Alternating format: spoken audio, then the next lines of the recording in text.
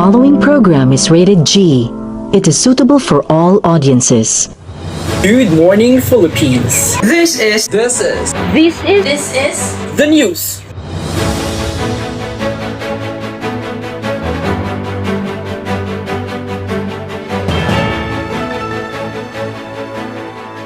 Bachelor in Physical Education student report about the curriculum framework. The curriculum framework for the PE electives embodies the key knowledge, skills, values, and attitude that students are to develop at senior secondary level. It forms the basis on which schools and teachers can plan their school-based curriculum and design appropriate learning, teaching, and assessment activities. News number 1 to be reported by Miss Cathy. Cathy? Thank you, Mr. Cercado. Let us know about the guiding principles that the student should know and able to do. First is the prior knowledge in basic education. So the students must complete it and need to experience these following. First, we have learning and applying basics in at least 8 different physical activities from not fewer than 4 areas. This includes games and competitions as well as participating in at least one PE-related co-curricular activity. Second one, applying the theories of physical activities and training principles in health-related fitness programs. And the last is thinking about and debating issues in PE and sport. Second, the interdisciplinary approach. This method can help bring PE students to a new awareness of the meaningful connections that exist among the disciplines. Third, articulation to later studies. It emphasizes inquiry-based learning and reflection because this helps us to build a strong foundation for a further education in a wide range of science, the humanities, and social science subjects. D. Balance between breadth and depth. Teachers also need to assess the extent of the student's breadth and depth of knowledge.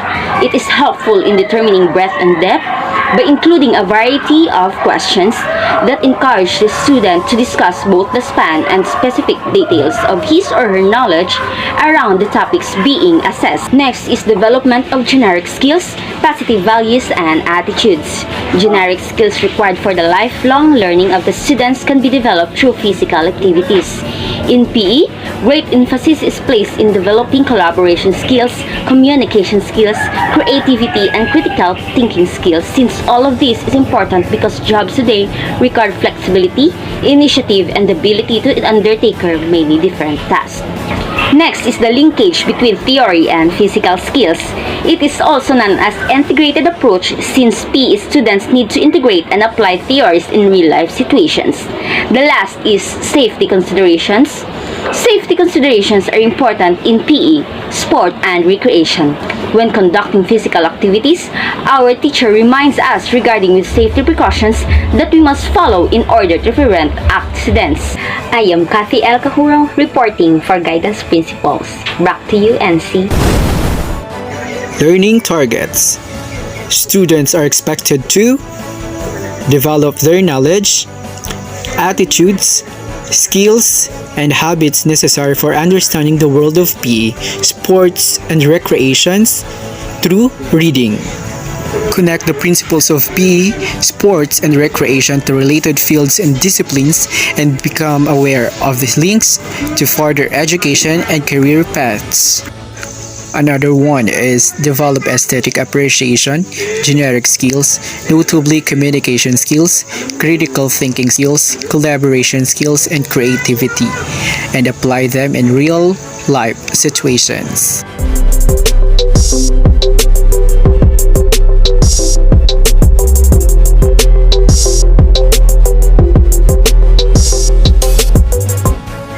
In addition, Robert Marzano believes that students who cannot identify what they are learning significantly outscore those who cannot.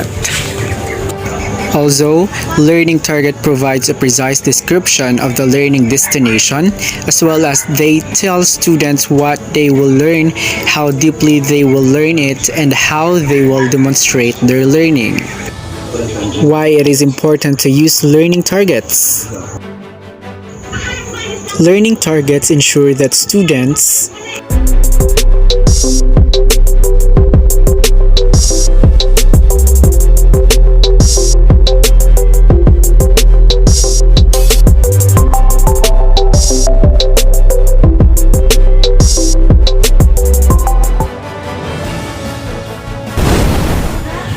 News number 3, Learning Objectives, to be reported by Miss Azhnea Dalipe. Ash? So thank you.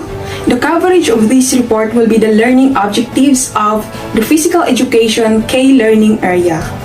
So after completing the PE elective, students will have acquired a strong knowledge base, desirable values and attitudes, essential skills and habits that enable them to be self-regulated, active and healthy citizens.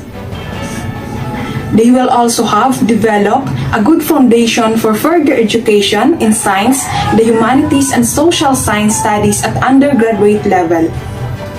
More specifically, after studying various parts of the curriculum, the students will be able to first, identify and fulfill their needs as regards body maintenance and participate regularly in physical activities. So here, students will identify and apply a range to maintain a satisfactory level of physical fitness, practice healthy eating, and stay free from substance abuse. Second, identify and fulfill their needs pertaining to self-enhancement and demonstrate knowledge and proficiency in at least 2 physical activities chosen from the school-based general PE curriculum.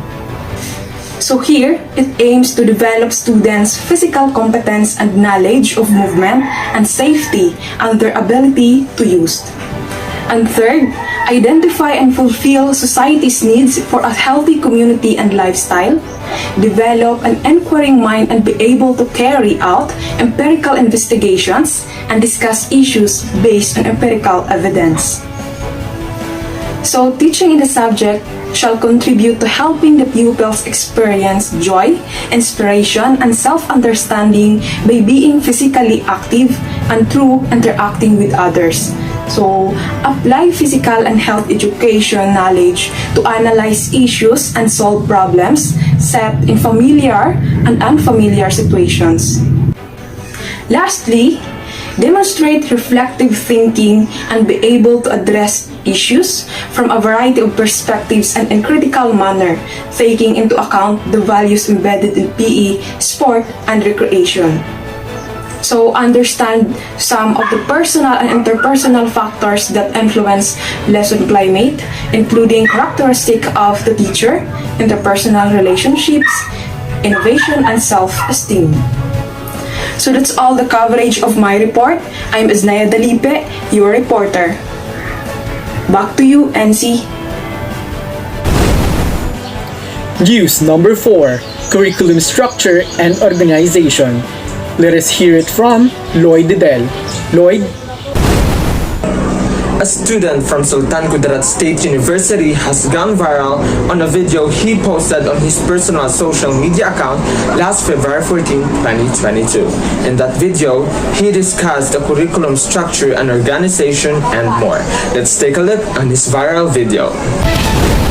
A 21-year-old Bachelor of Physical Education student named Lloyd Dedel from Sultan Kudarat State University has gone viral on a video he posted on his social media account with over 100 million views and 100 million likes in just 1 hour.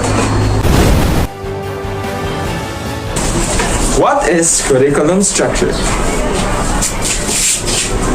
In the given figure, it shows a diagrammatic representation of PE elective curriculum structure with names and recommended time allocations for each part. As you can see in a given diagram, there's a written phrase of background of it, which is a self-regulated, active, and healthy citizen. So it aims to nurture a group of citizens who are knowledgeable, self-regulated, and sensitive in health issues that can help, that brings also to impact to build a better community. Moreover, there are 4 categories of learning outcomes that has been identified for the PE elective curriculum. So what are those? Number 1, we have the Science Foundation. The second one, we have the Humanities and Social Sciences and Foundation. The third one, we have the Generic Skills. And the last one is the Values and Attitudes. And the most important thing is that the 9 theoretical parts of PE elective curriculum as well as the practicum need to be accurate and implemented in order to achieve the 4 learning outcomes of the structure. That's all for the curriculum structure and organization. I hope that in this video you will learn a lot on how curriculum structure is being created. That's all for today's news. I am Virgil Dedel, live from Sultan Kudarat State University Access Campus. Back to you, NC. Use number 5. Curriculum content. To be reported by Ms. Dohinog. Thank you, NC. So hi everyone, today I will report to you the curriculum content of physical education. And I will present to you the 10 parts of the curriculum content of the subject. So, learning and teaching sequence can be varied and should be school-based as far as possible. So, starting from S4 or at the beginning of the course, the teacher should introduce to the students the terminologies, definitions, the history, and the recent development of the course. And starts from S5, the teacher should guide the students to pick or to choose 2 physical activities that they can perform regularly. In part 1, the physical education, sports, recreation, leisure, wellness, history, and recent development. So in this part, the terminologies, general concepts, the knowledge of the history, and the recent development helps students to understand the context of physical education, sports, and recreation. The second part is human body. So in this part, the students will familiarize the human body and its system, and it will prepare them for the study of the movement analysis. Part 3 is the movement analysis. So in this part, it covers the basic elements in human movement, and it is linked to the discipline of physics. Number 4 is fitness and nutrition for health and performance and physical education. So in this part, the students can explore the concept of physical fitness and sport-related fitness. Part 5 is physiological basis for exercise and sports training. So in this part, the students will equip with knowledge about the physical performance and sport training. So part 6 is the sport injuries, treatment, and precaution. So in this part, it will discuss about the safety measures in sports and physical activities, which is important in physical education. The part 7 is the psychological skills for physical education, sports, and recreation. So in this part, it will discuss the psychological aspects of physical education, sports, and recreation. It covers the theories in motor learning, the factors affecting the sports performance, and stress management. In part 8, the social aspects of physical education, sports, and recreation. So in this part, it allows the students to investigate a wide range of issues of physical education, sports, and recreation in relation to the society. Part 9 will be the sports and recreation management. So in this part, it will introduce to the student the basic concepts of sport management and program organization. So in part 10, which is the last part, is the practical. So in this practical part, it allows or provides the student the opportunity to perform and apply all the knowledge that they learned from the part 1 to part 9. So lastly, I will show to you the picture of the curriculum content of the Physical Education Collective from part 1 to part 10.